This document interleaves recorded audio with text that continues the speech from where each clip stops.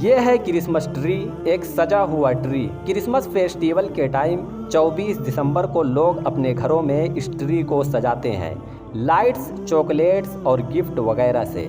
یہ رسم 16ویں صدی میں شروع ہوئی۔ دوستوں، آج کی اس ویڈیو میں ہم جانیں گے کہ کیسے ایک پیڑ کرسچینٹی کا ایک حصہ بنا اور کس نے بنایا اس پیڑ کو کرسچین سمبل۔ صدیوں پہلے ایک راہب تھا جس کا نام بونیفیس ہے۔ وہ انگلینڈ سے روانہ ہو کر جرمنی چلا جاتا ہے عیسائیت کی تبلیغ کے لیے۔ جرمنی کے ایک قصبے میں وہ راہب عیسائیت کی تبلیغ کے لیے جا رہا تھا۔ راستے میں اس کا گزر ایک جنگل سے ہوتا ہے۔ وہاں اسے کچھ قبائلی لوگ نظر آتے ہیں جو ایک مذہبی رسم ادا کر رہے تھے۔ راہب ان لوگوں کے پاس جاتا ہے۔ وہاں جا کر کیا دیکھتا ہے کہ ان لوگوں نے ایک بچہ ذبح کیا، پھر اس کا خون ایک لوٹے کے اندر ڈال کر خون کو ایک پیڑ کی جڑ میں ڈال دیا جو قریب ہی تھا اور کافی پرانا تھا۔ ان لوگوں کا یہ خیال تھا کہ ایسا کرنے سے ان کی زندگیوں میں برکت آ جائے گی۔ تم ایسا کیوں کر رہے ہو؟ ایسا مت کرو۔ راہب ان لوگوں کو سمجھاتا ہے اور عیسائیت کی تبلیغ کرتا ہے کہ دیکھو، آج سے 2000 سال پہلے اس دنیا میں حضرت عیسیٰ علیہ السلام تشریف لائے تھے۔ حضرت عیسیٰ علیہ السلام نے بہت ساری قربانیاں دی تھیں۔ اب آپ کو قربانی دینے کی کوئی ضرورت نہیں ہے۔ قبائلی لوگ اس وقت تو مان گئے، لیکن اگلے دن دوبارہ اسی پیڑ کی پوجا کرنے لگے۔ راہب نے یہ سوچا کہ کیوں نہ اس پیڑ کو ہی کٹا دیا جائے جس کی یہ لوگ پوجا کر رہے ہیں۔ اس رسم کو ختم کرنے کے لیے اس درخت کو کاٹنا ہوگا۔ جب درخت کاٹا گیا تو اس کی جڑ سے ایک ٹہنی نکل آئی جس کے بارے میں کہا جاتا ہے کہ وہ صنوبر کا پودا تھا۔ یہ تو ایک میریکل ہے، معجزہ ہے۔ راہب نے اس واقعے کو معجزہ قرار دیتے ہوئے اس درخت کو حضرت عیسیٰ علیہ السلام کے نام سے جوڑ دیا۔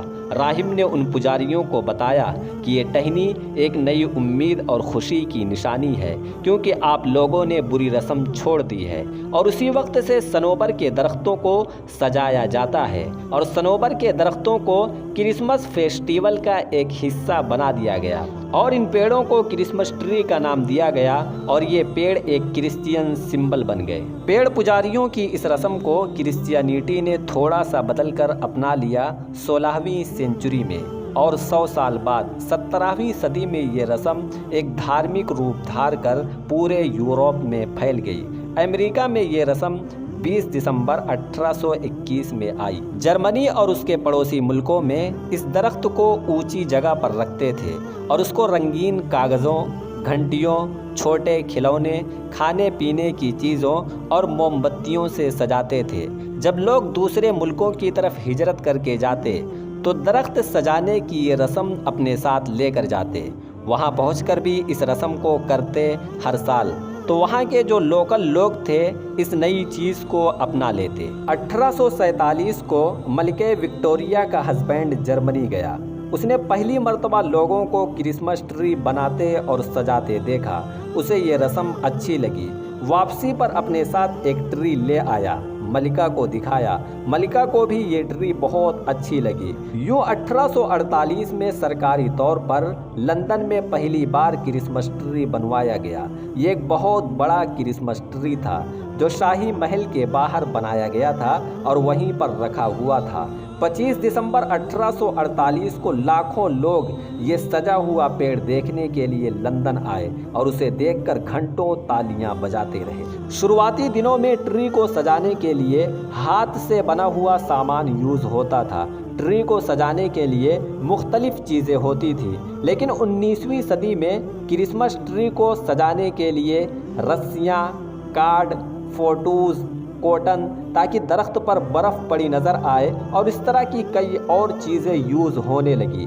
گفٹ، چاکلیٹس اور ٹافیاں اس پر لٹکائی جاتی ہیں۔